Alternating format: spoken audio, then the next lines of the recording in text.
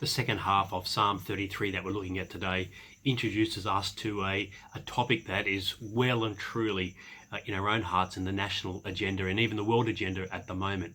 And that is when the world does struggle, when the world is at a calamitous time, maybe like today or like in the past through things like World War I, World War II, the Cold War, the big picture can somehow be so massively bad that it makes our own world shrink.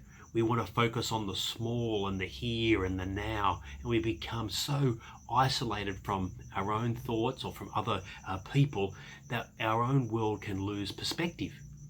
But when we look at God's perspective, we can see a larger picture about how our current time fits into the times in human history, and even in the times well outside human history in terms of the history of the earth and the history of our Lord and Saviour Jesus Christ. The big picture is what today is about.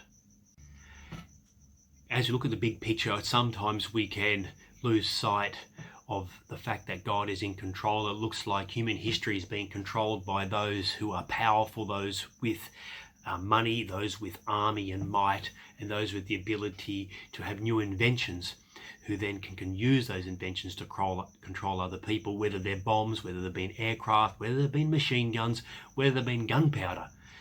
But we do forget that God sits well above this, and he understands that his people are not outside of his control.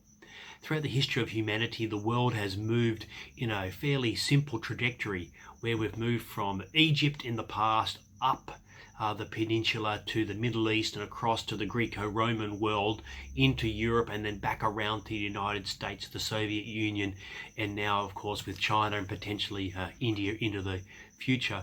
And it looks like the world is controlled by these forces, but the Lord reminds us in today's passage. He says, "The Lord foils the plans of the nations, he thwarts the purposes of the peoples." And we might start to think to ourselves, is that true? It looks like that the world has been going in a fairly simple and easy to understand direction ever since the dawn of civilization, and that is power controls, military might controls, money controls, those who own resources control. But this is what the next verse says: "The plans of the Lord stand forever, the purposes of his heart through all generations." God is reminding Israel that even though kingdoms come, kingdoms go, kingdoms fall, is what God reminded Daniel to say to Nebuchadnezzar in Daniel chapter 2. It can look like the United States is a world power, and so it is. It can look like that China is a coming world dynasty, and so it will be. But these nations will come and go. Just like Greece has come and gone, Rome, Europe, United Kingdom, Egypt before. Nations come and go, but the plans of the Lord stand forever. And as we increase our perspective of the past, we can actually come back to the Lord and say, "Lord, you care for me. You love me. I'm not going to be a person who puts their hopes in the powers that keep my nation, my life, my way of thinking, my culture in control. I'm going to put my plans into the Lord's plans." It's what he reminds us at the end of our passage before we get into the second half of Psalm 33 in verses 16 and 17. Let me read them.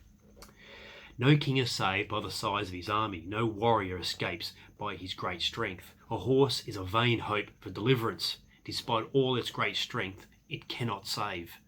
There's a saying that many of us have heard, of course, that he who dies with the most toys still dies. In other words, no matter what you put your hope in this world, if it is not God, your strength will fail you, your hopes will let you down. Even though they may be good for a time, they are never good for the purposes for which you want to use them, if indeed you're using them for eternal purposes. Money is good, but not to save. Family are amazing, but not as a substitute for God. And so I'm going to pause now. It'd be great for you to pause the video on the two questions that you'll see before you about where we put our hopes in, because the perspective of God gives us an eternal perspective. and that is that God is in control no matter what nations will throw at us or what our powers will have us do.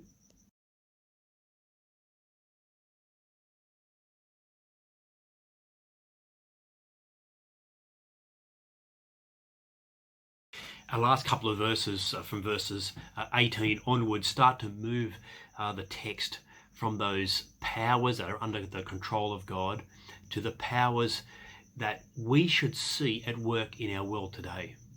Now, in response to a psalm like this, Acts chapter 4 says these words: "They," that is the powers that were putting Christ to death, "did what your power and will had decided beforehand should happen." So in other words, not even Jesus' death was outside the power of God. His death and resurrection were a plan of God.